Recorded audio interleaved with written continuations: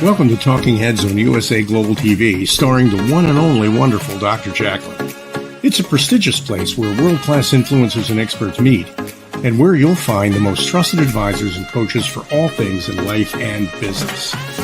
Visit usaglobaltv.com to sign up for our newsletter, get the value you need, and be first in line to learn about events and giveaways and other valuable content. Connect with us. Email Dr. Jacqueline at usaglobaltv.com to talk about how you can become part of USA Global TV. That's USA Global TV, where the doctor is always in. Hello, welcome to USA Global TV and Radio. My name is Caroline Heward and I'm the Harley Street Stress Expert. Our show today is Talking Heads. I'm an expert presenter in today's topic, which is psychological effects of cheating in a relationship, which is part of the Mind and Body series. Let's begin.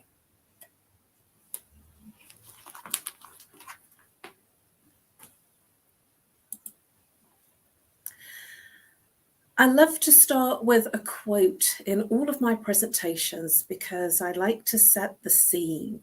I like to set the scene in terms of what we're really looking at. So cheating is also known as infidelity. Infidelity is not about love, but about a personal need, a system out of whack. And infidelity is to set boundaries, a sense of entitlement in an addiction problem, unresolved internal tension from a long time ago, a deep isolated belief of inadequacy, plus more. So today's topic is really deep, and that definition comes from Dr. Robert Heward.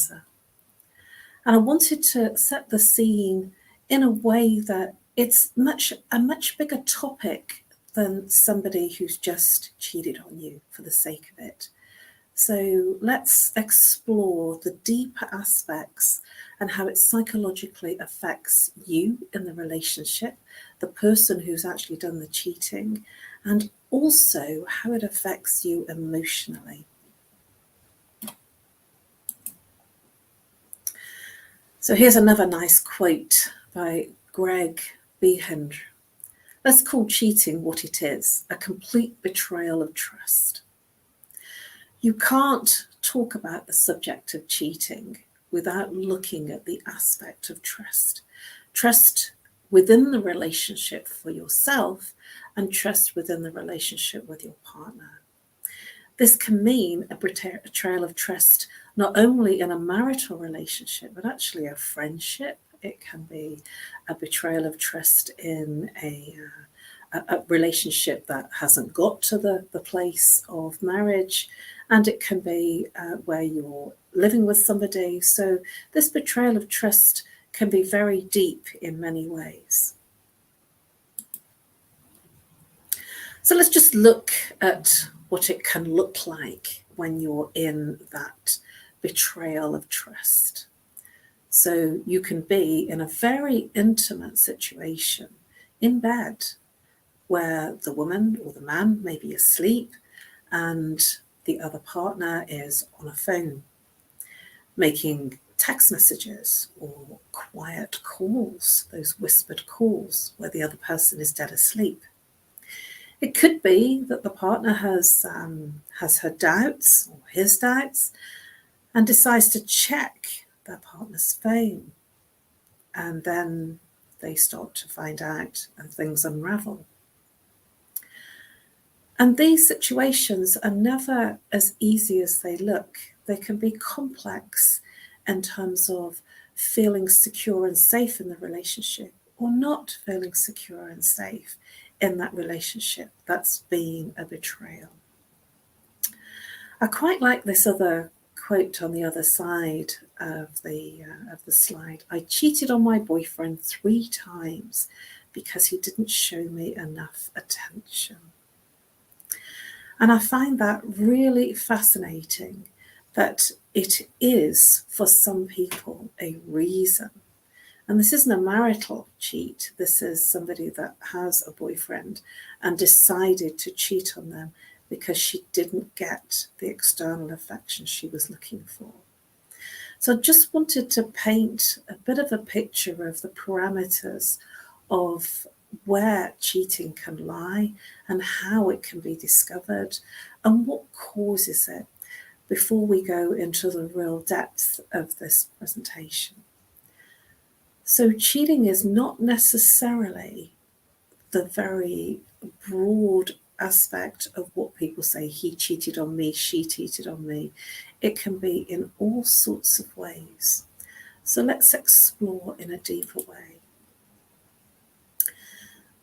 Let's look at some types of infidelity. And infidelity is another word for cheating. So it can be physical infidelity. And by physical, I mean that you can be in a physical sexual relationship with another partner outside of your relationship. It could also mean that you're physically seeing other people, dating other people without there being an intimate aspect to that relationship.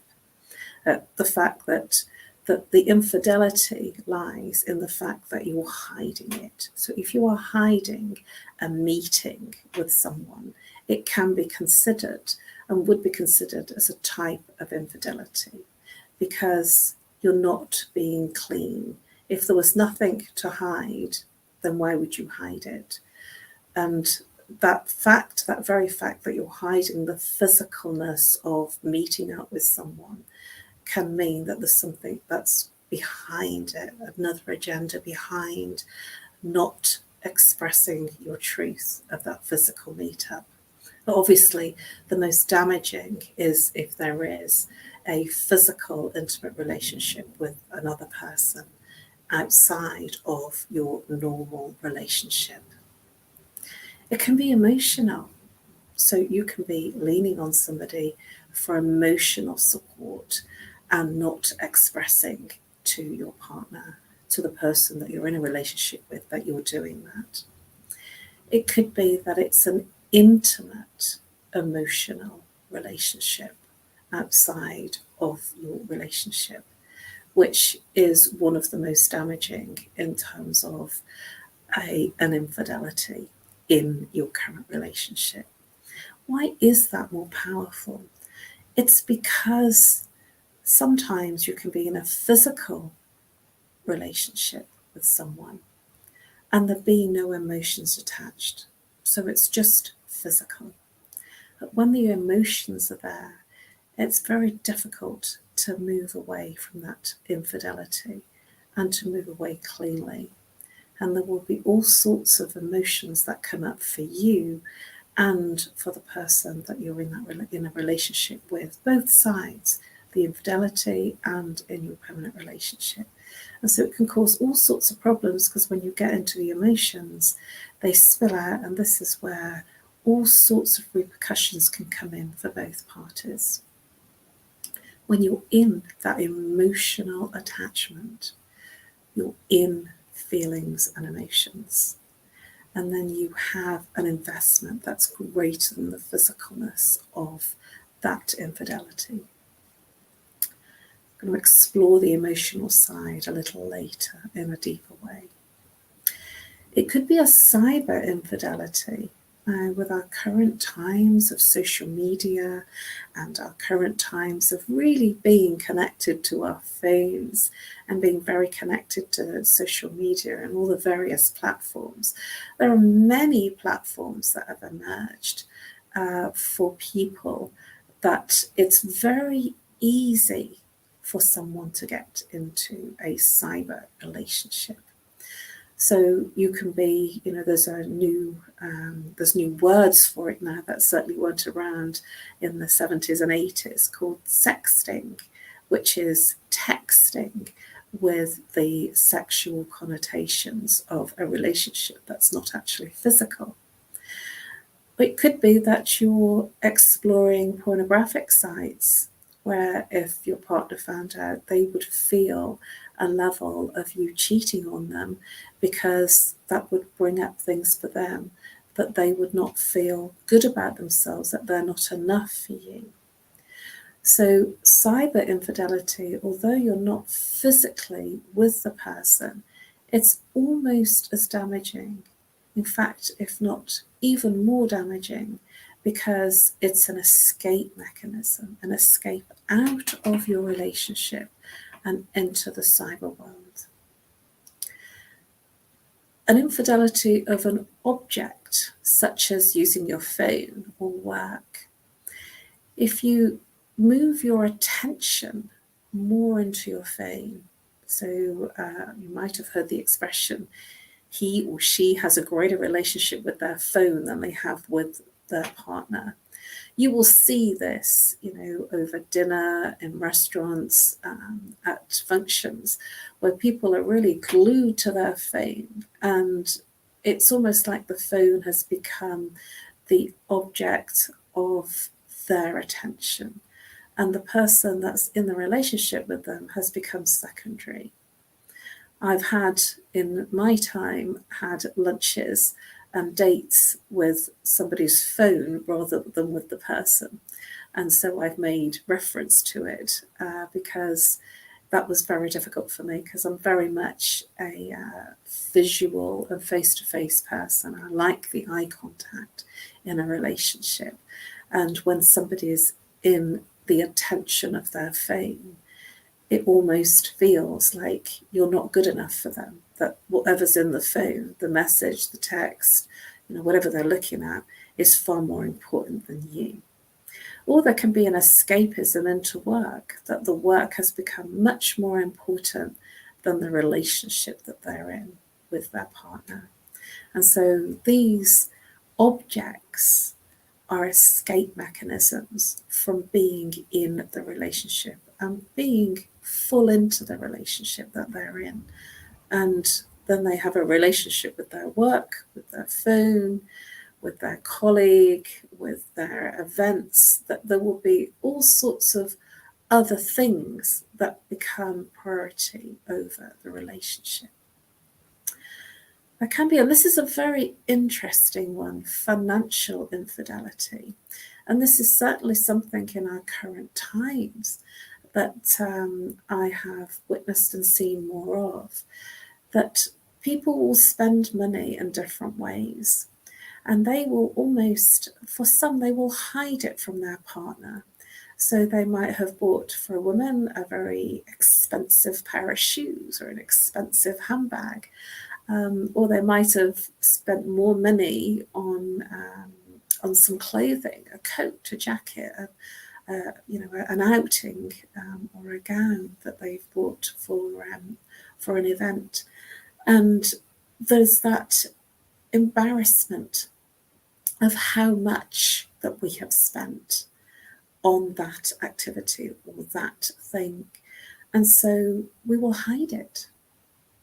And sometimes people run out huge amounts of credit debt by investing in this type of infidelity, of spending money that the other partner is completely unaware of, to the point that it affects what they can pay for in their everyday.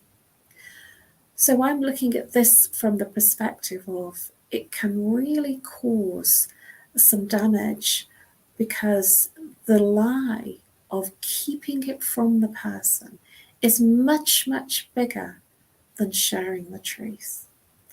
There are times that people will be in the space of spending more money than their partner is aware of, and then they haven't got the money for the mortgage because the mortgage has increased in price over and over again. And so what they're spending their money on now leaves not enough money for them to be spending the money where it's absolutely necessary. So here's what happens when there's a financial infidelity. It builds up stress and anxiety in the person that is in that financial infidelity. It builds up a wall in between the partners in terms of the relationship. It builds up barriers, and it creates a level of anxiety, and for some a depression, because they are not able, or don't feel comfortable to come clean with that infidelity. So financial infidelity is much, much bigger than what it might have looked at on the surface, because we are human and we spend our money in the ways that we spend it. And for some, especially in a relationship, what you spend your money on might be very different from what the other person spends their money on. And so it's important to share what happens to the finances and to be open. Sometimes it's difficult in a relationship to be open about the financial aspects of what we earn. Somebody might feel very uncomfortable about divulging in the relationship the actual amount that they earn every month. And that is, again, another type of financial infidelity, that the person in the relationship doesn't know what there is to spend. So they might be very frugal in their spending, whereas they don't need to be. And this is a form of cheating the other person. So it's much, much deeper in terms of how we can hide things from our partner. Micro infidelity is things like, and it might look very innocent on the surface, it might look very not there, and yet at the same time, there will be a feeling in the partner that feels not right about what they've witnessed. And it can come out as what might look like very innocent flirting, a comment. It might be, sort of an over hug with someone, sort of an over tactile expression with someone when you're in that relationship. It might be that you're being overly friendly and overly flirtatious openly with someone in front of your partner, whereas that can actually make your partner feel very uncomfortable, almost not worthy of being with you, feeling that they're not good enough. It can cause low self-esteem issues, and it can actually build up to the point in the other person as a depression if they never say anything. Because on the surface, the little incidences, the times that you're flirting might not in their each individual situation be a big thing. But when you put them all together, it can actually lead to the person feeling very, very insecure that's in that relationship. So it's not that you've actually committed a crime and you haven't done anything really terrible, but it's always important to look at how the other person might feel because of that flirtatious behaviour. What imprint are you leaving behind? How does the person feel by your behaviours? I want you to consider that if you are a micro flirter, to have a consideration for the other person. And if you are at the end, the receiving end of somebody that is flirting in this way, that it is normal to feel this level of low self-esteem or not worthy in the relationship.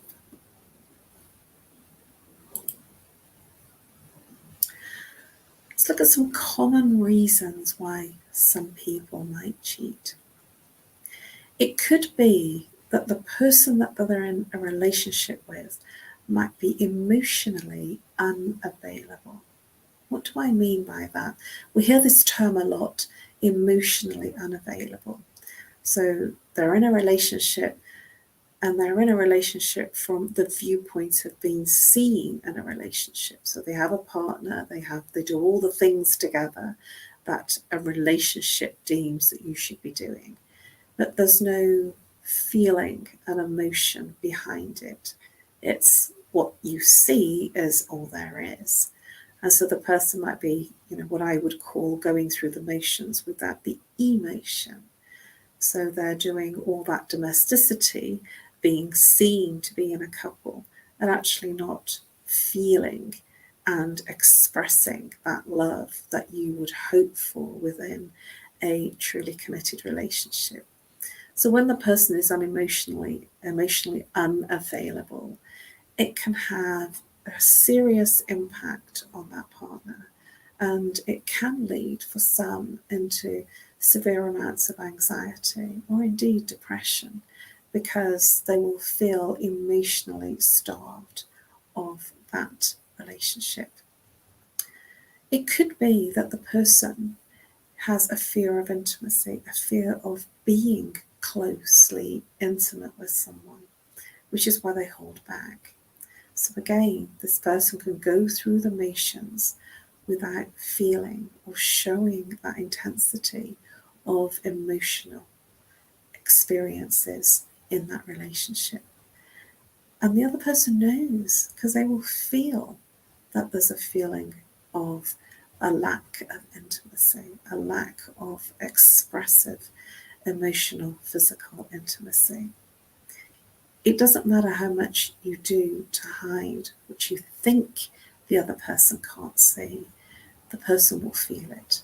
It doesn't even matter if you don't say, the person will know, because they're close to you and they're experiencing everything that you're being, regardless of what you're not saying. It could be that there's some unresolved childhood issues. Now, this is a very big one, because it could be that one of the partners in the relationship has seen, witnessed in their own growing up childhood years that their parents had an infidelity in their marriage. And so they learn about the infidelity and the cheating aspect by what's around them. It could be that their parents' marriage broke down because of an infidelity, and because they were so young, they didn't have a say. They just had to bury the emotions and feelings. It could be that they have witnessed a relative in an infidelity and not known what to say, so they've pushed it down, knowing on some level that it was wrong. And so when you suppress something that feels very uncomfortable and very wrong, and not knowing how to handle the emotions and feelings, what happens is that it can be expressed in your external world, in your behaviours, and in the way that you respond and react to other people. And again, commitment issues could be learnt behaviour from family, from your peers, from the parents, the guardians that you had, that you grew up with. It could be that they weren't committed to each other. They might have had an open relationship. And so therefore, this is your norm. This is a perspective that becomes a normal for you. Why should I commit? And you will see when somebody is feeling not committed, because it will show up in all sorts of aspects of their life. It won't just be in the relationship side of things. It will be in their commitment to do things, in their commitment to take on tasks. You'll see this person as sitting on the fence a lot, or kind of hedging their bets, not neither saying one thing nor another, and kind of staying silent. Because they're not quite sure, and they're hoping that it will go away until they're open, or feeling comfortable enough to express that they're not feeling comfortable in being in a committed relationship with you. So this commitment side of things can spill out into their work, into their social, as well as their intimate and non-intimate relationships and friendships. It could be related to a self-esteem issue, that they're not feeling comfortable in their own confidence. They feel that they are not good enough to be in that monogamous relationship.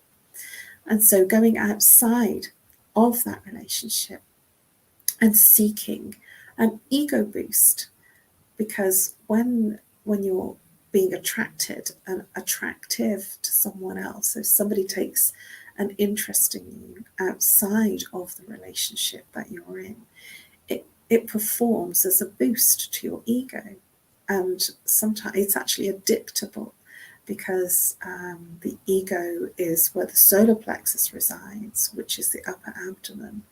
And when we're in our ego, we are looking for a fix. We're looking for something to preserve our feeling and our comfortableness in terms of our confidence and our self-esteem.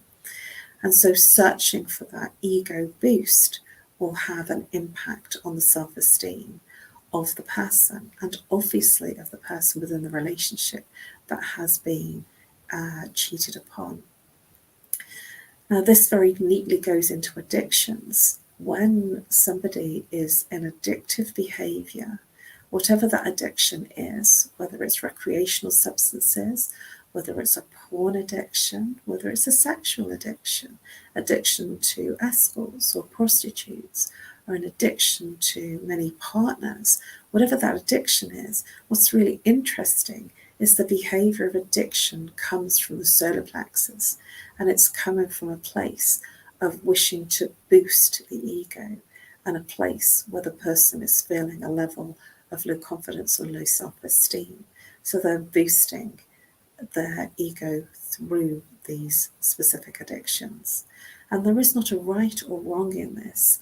These are behaviours, and when you recognise a behaviour, this is where it can be looked at, because the behaviour is the result of a trigger, and the trigger behind that addiction, whatever it is because there's something that's missing, and it will be in relationship to feeling in control or power within themselves, or within their relationship, or within a place of a low self-esteem or low confidence in themselves. So even though it looks really manipulative and highly inappropriate, it could be as a result of the fact that the person is seeking this external ego boost because there's something that's not right within them.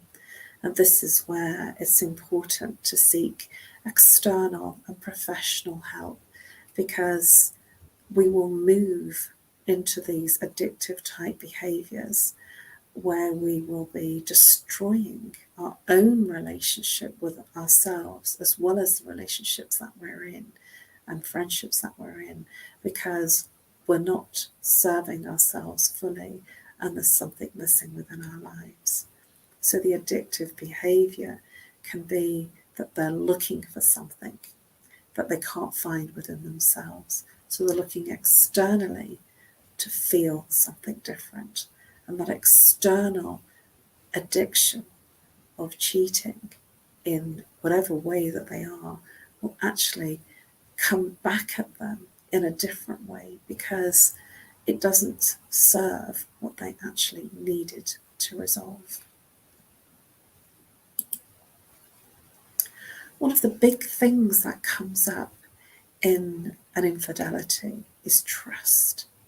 One of the biggest issues when there's been an infidelity that's been discovered is a trust issue. And that trust runs very deeply.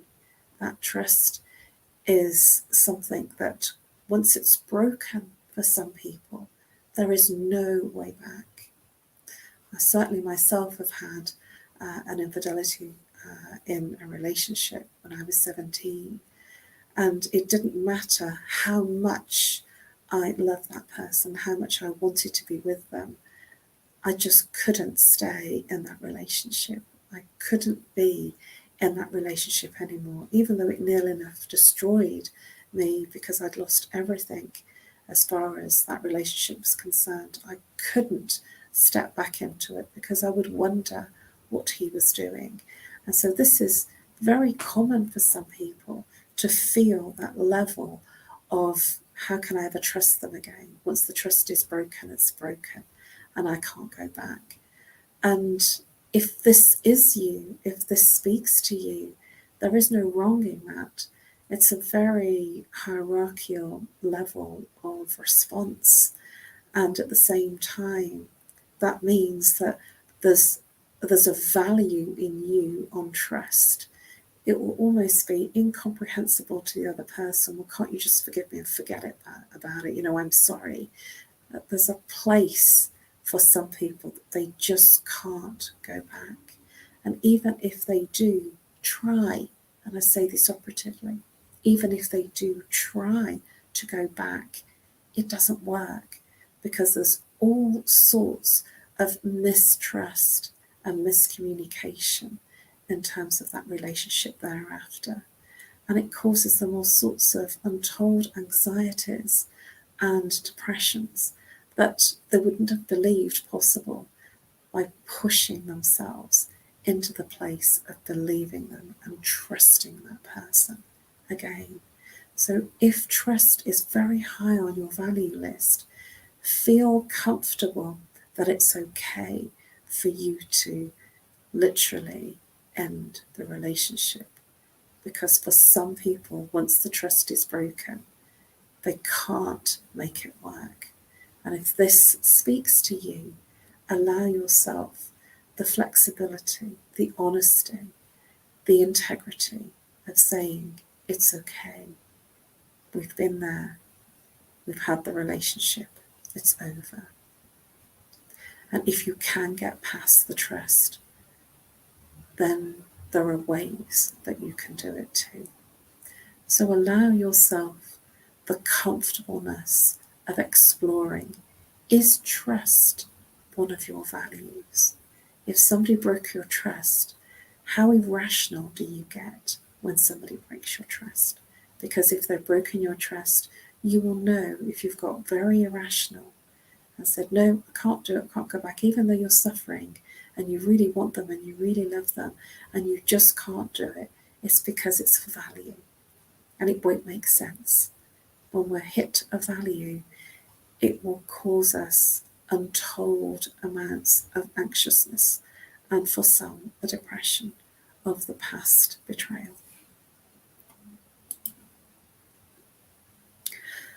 Looking more into trust, it has a cycle. Trust begins, and it's an internal thing. Trust is not an external thing, it's an internal thing. And then it extends from us into our relationships, our family, and our friendships. We start with self-trust, the inner trust. And when we trust ourselves to make all the right decisions and do all the right things, that's when it becomes incredibly powerful. That moves the person that is in that huge place of trust into a high level of integrity. When you are in a huge place of internal trust for yourself, you will operate with very high levels of integrity to yourself and to others. This will lead into an extraordinary high level of confidence in whatever you do, because you come from a place of trust, which will lead to consistency in whatever you do, in whatever aspect of life that you are in. You will lead into a huge level of consistency in the way that you behave in all aspects of your life, whether it's in your relationship, whether it's in your work, whether it's in your family, whether it's in your friendships. It doesn't matter where this arrives. You will be consistent. There will be the opposite level of the trust angle from integrity, or that you will become very sincere in everything that you do, in everything, to the point that you almost might do yourself a disservice, because you might come across as so sincere that you will have an honesty about what you feel you can or cannot do, or what you are concerned you won't be able to accomplish or deliver. And so there will be, for the person that comes from this huge level of trust as a value, they will have a huge level of sincerity in everything that they do. Everything. It will be throughout their entire way of being. And it can actually have the opposite effect of not doing some things because they don't feel that they can. Maybe the finances aren't there. Maybe they don't feel that they're good enough. Maybe they just don't feel that they can achieve what's been asked of them. And so this is how it will appear. Now, somebody that has a huge trust as a value within them will be 100% reliable because they will be committed in whatever they do.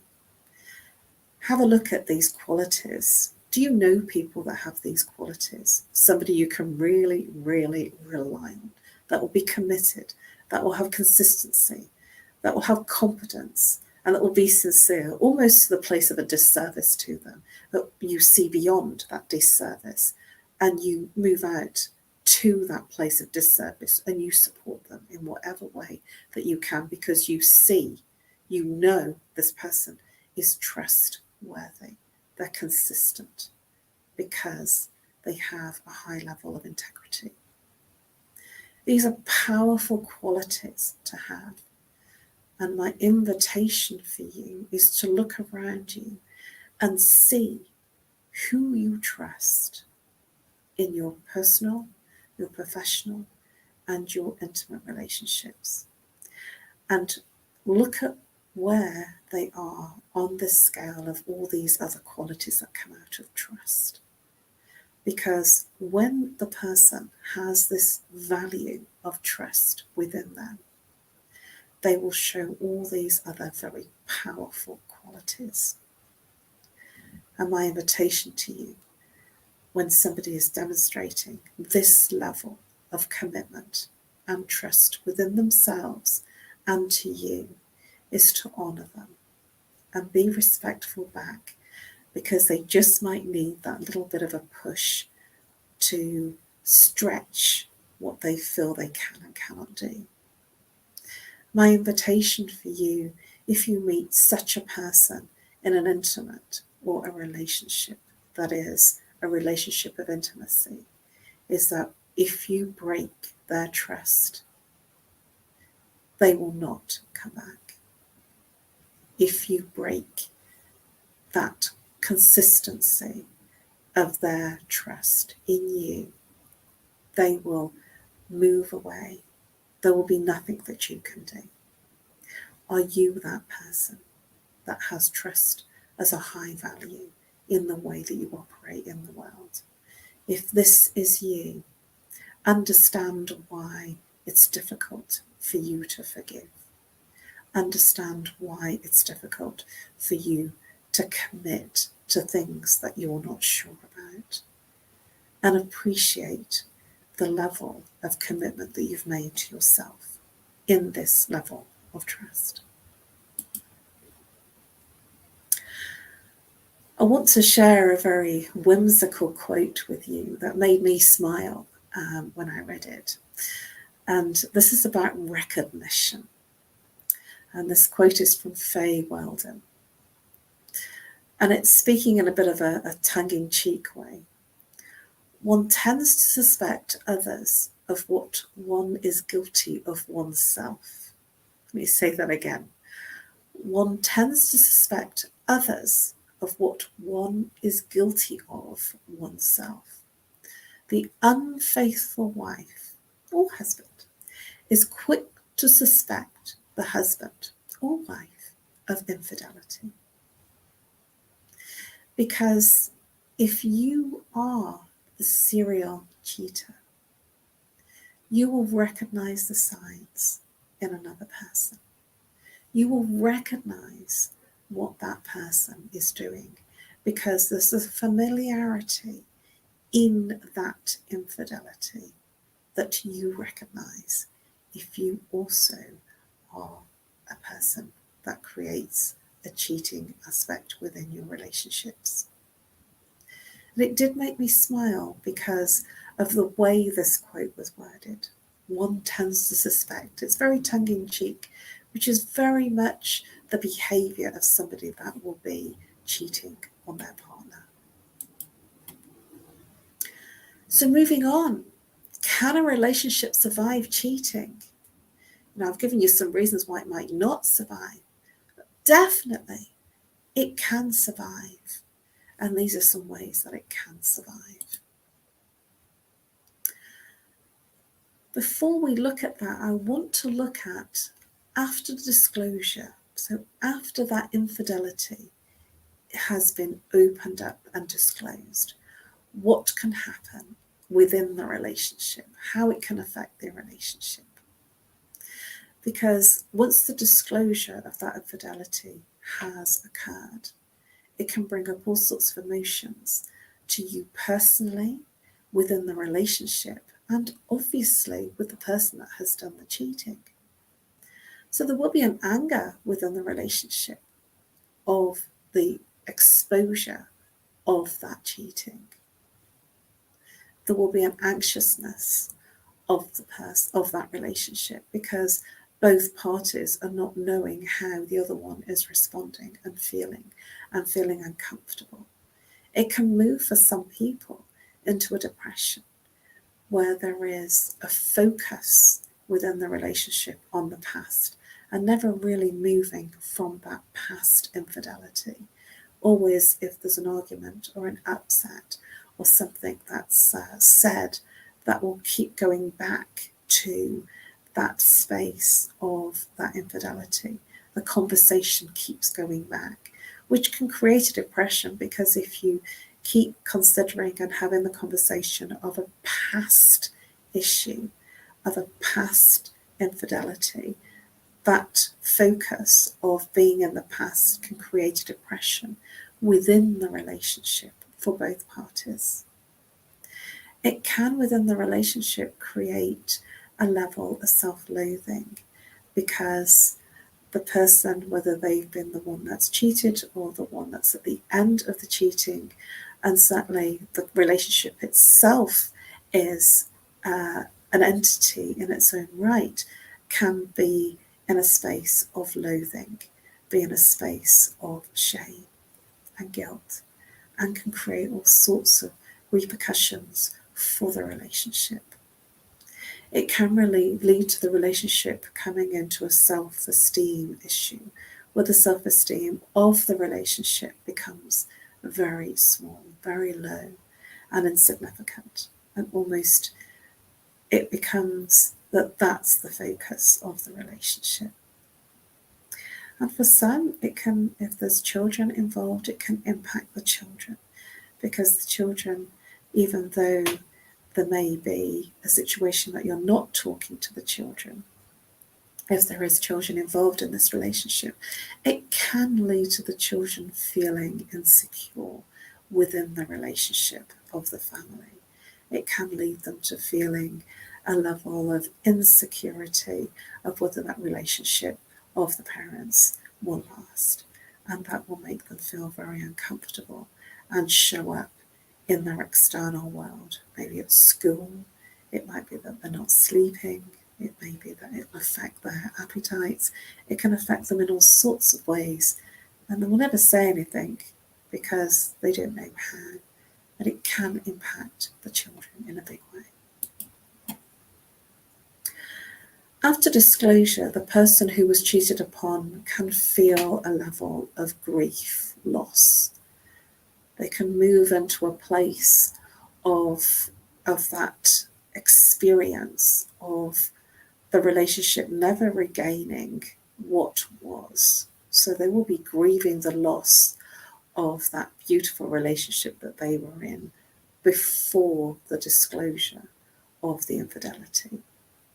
And that loss is like a grieving process where the person is still alive, they're still there, they can't get past it. And so they are grieving, which makes the heart sink, it makes the breathing become very laboured, and it makes the person move into a place of uncomfortableness, like they're fighting a battle every day. They're fighting everything that you're saying, and they're questioning everything that you're saying, which will lead them into a place of overly thinking everything that's said, being psychologically betrayed by what happened can harm and hinder everything that goes afterwards, because they will feel a level of what are they doing now? What's happening now? Maybe checking things, checking pockets, receipts, bank statements. When you're in the overthinking state of believing that your partner is cheating on you, that can create a level of you not letting go of the previous infidelity. It will lead to an anxiety of what are they doing? What could they be doing? So a future place of infidelity, and a depression looking at the past infidelity. And when the mind is focused either on the future or the past, the person that's being cheated upon is not actually living in the moment that they're currently in. And so they're escaping, not living present in the world that they're in, and actually escaping life, not feeling and experiencing life. It can lead to what's known as infidelity post-traumatic stress disorder. Now, this is pretty big for some people because we've heard of the term post-traumatic stress disorder. And this is essentially where we've handled the stressful situation physically, mentally. We've handled it in terms of the physicalness of that trauma in that time by shutting down the feelings and emotions so we don't get hurt. And this is what can happen. The person can shut down the feelings and emotions so they don't get hurt. And then up will come in their calm times, in their quiet times, maybe when they're asleep, maybe when they're in their place of relaxation. But the infidelity, post-traumatic stress will come up in the moments they're not even expecting it. And it's because the feelings and emotions haven't been handled about that past infidelity. And it's much more common than you might consider it is. And it can spill out into relationships post that infidelity relationship. It can lead and go into new relationships where there is an issue of betrayal trauma in every relationship because they're seeking it, and it's because it's unexpressed emotions and feelings, because it's been suppressed. And so it can come up in new relationships where they didn't do anything wrong. They didn't say anything. They haven't done anything. And yet you will live out that trauma as if, because the trauma has been suppressed. And so it comes up when you're feeling more relaxed. It can, for some, lead to risky behaviours, such as many partners having unsafe sex. It can be that they might drive recklessly because it comes out as a punishment, that they want to punish themselves. And maybe it's coming from a place of low self-esteem, low confidence, feeling not in their power to do anything about it. And it can, for some, lead to self-harm, to take the pain away. Or indeed, for some, depending on the extraordinary extremeness of the infidelity, it can lead to some people deciding to end their life because they can't cope with the pain of that infidelity. So it can be extreme for the person who's been cheated upon. This is not small aspects of somebody that has had a small betrayal. Because if they have trust as an integral value, these types of extremes of expression and these types of extremes of behaviour can be from that level of broken trust. The person who's cheated after disclosure can carry a lot of guilt or shame. A lot of guilt because it's now in the open and they're in their relationship and they know that it was wrong, but they don't know what to do about it. And it can create a huge level of shame for that person. It could, for the person who's done the cheating, end up with them feeling hopeless within the situation, of feeling helpless to stay stuck in that relationship. They feel hopeless to do something about it because they're seeing the effect, the direct impact and effect of their behaviour, of that infidelity.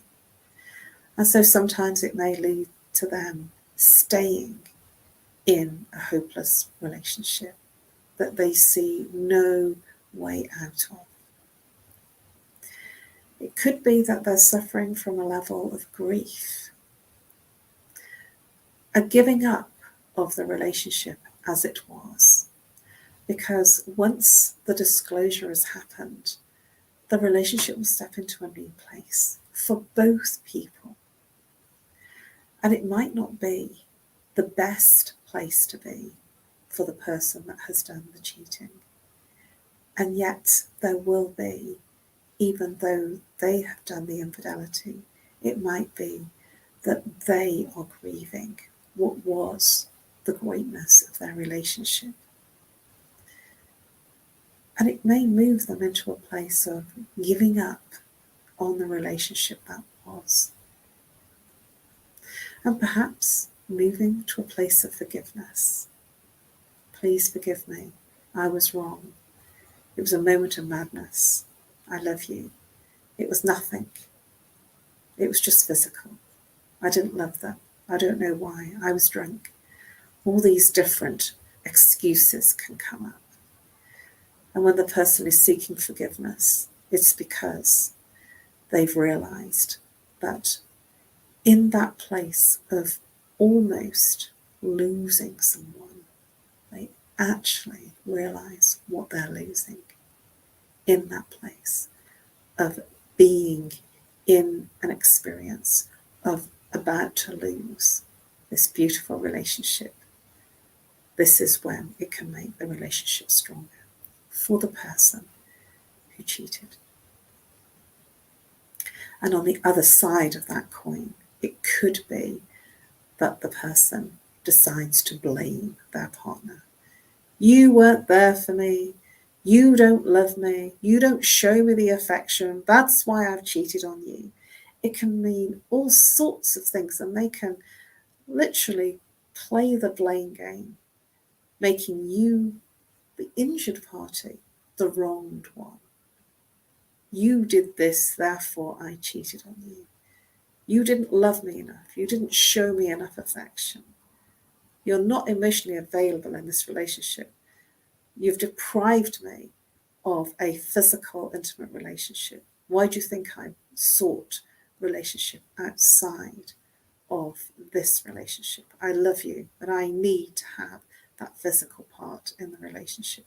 There are all sorts of reasons, and they can be quite condemning and quite damning on the partner that is left in this space of being cheated upon.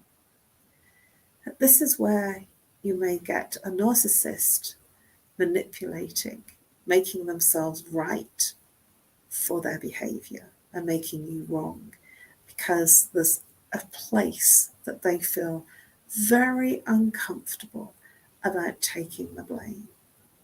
Sometimes, for the narcissist particularly, it's much easier to make it all your fault. It's your fault. I didn't have, you wasn't giving me what I needed, so I went elsewhere. You should put up and shut up. And if that happens, what do you do with that? Where do you go? How do you survive when somebody puts you into a place of blame? It's not easy, because you can be forgiven for taking on their guilt, their shame, their hopelessness. You can almost be seen to believe you did something wrong. especially if they're very high manipulators.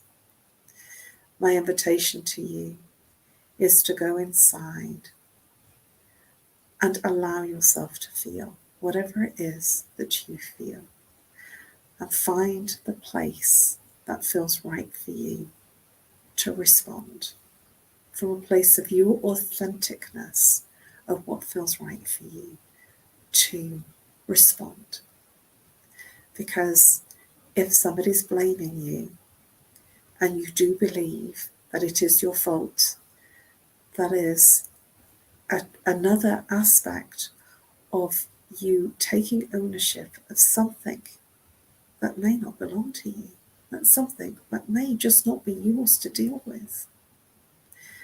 Does this sound recognizable? Are you that type of person that takes on what somebody else will throw at you?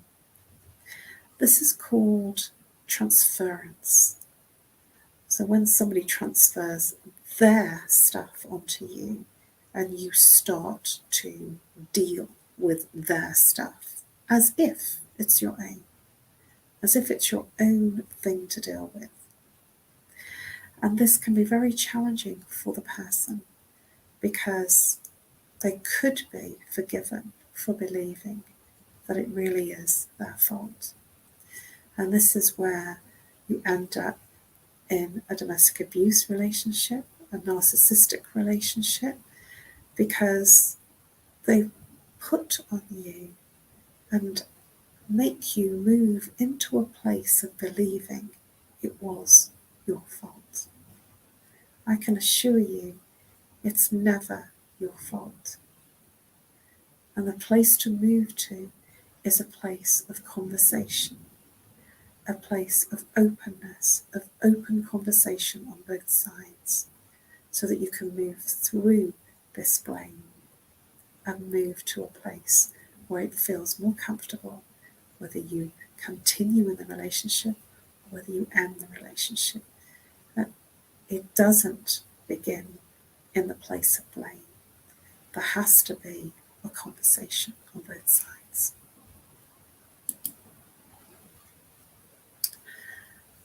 True forgiveness. Oprah Winfrey. True forgiveness is when you can say, thank you for that experience. Oprah Winfrey. Let me say that again because it's so powerful. True forgiveness is when you can say, thank you for that experience. Because when you can thank the person for that experience, this is the place that you can move on. This is the place where you have an acceptance.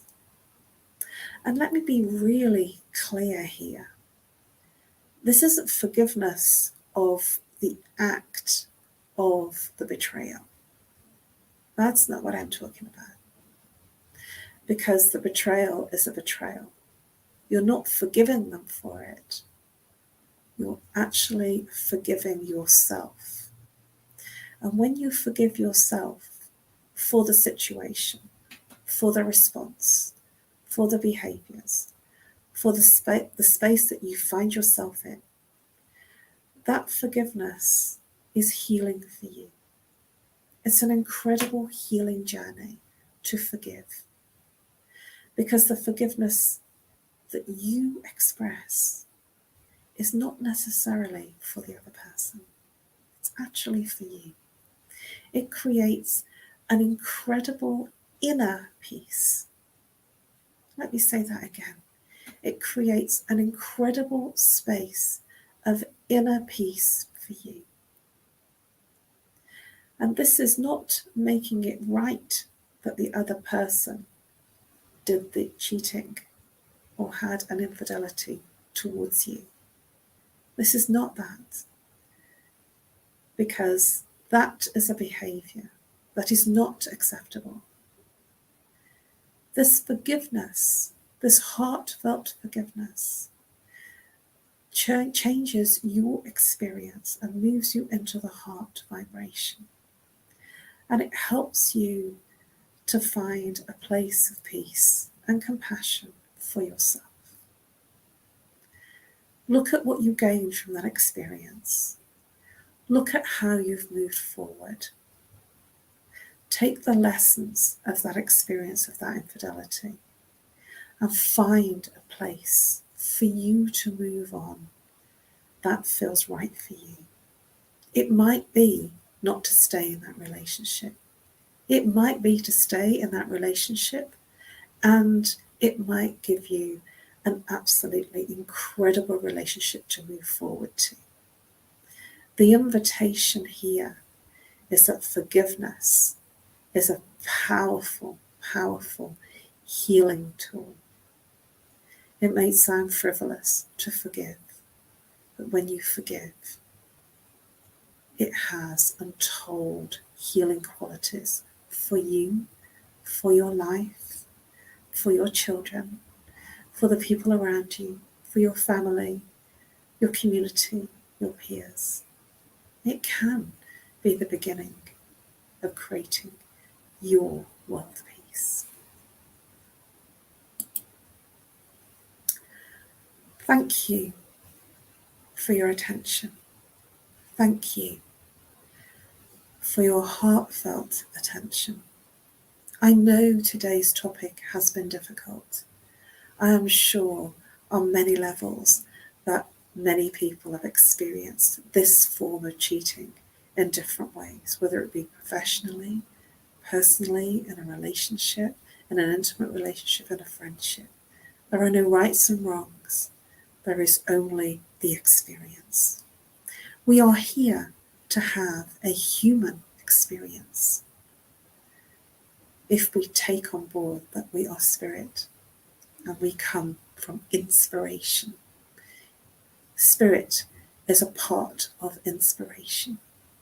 And if we come from inspiration and we are in a physical human body, having a physical human experience and having an experience to feel, to know our emotions and feelings.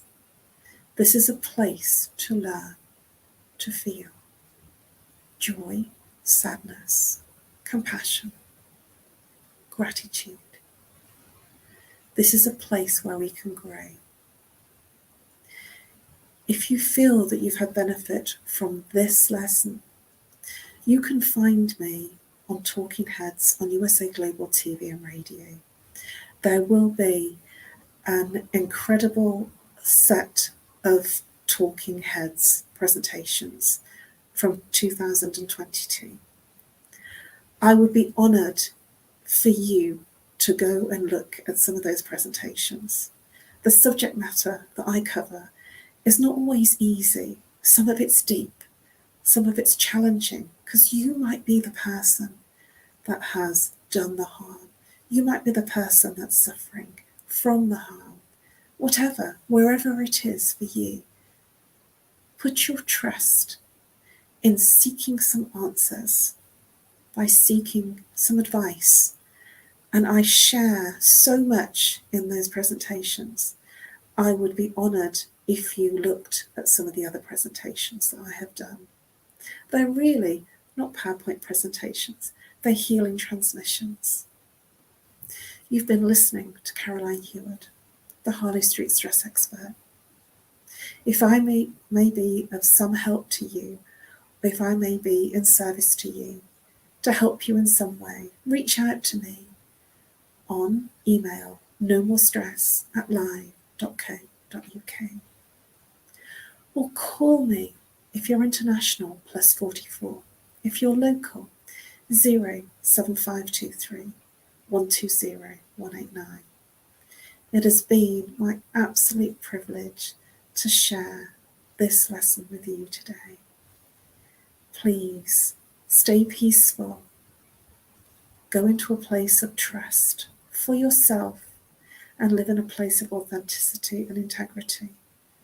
Those are my gifts that I share with you. Thank you. Namaste.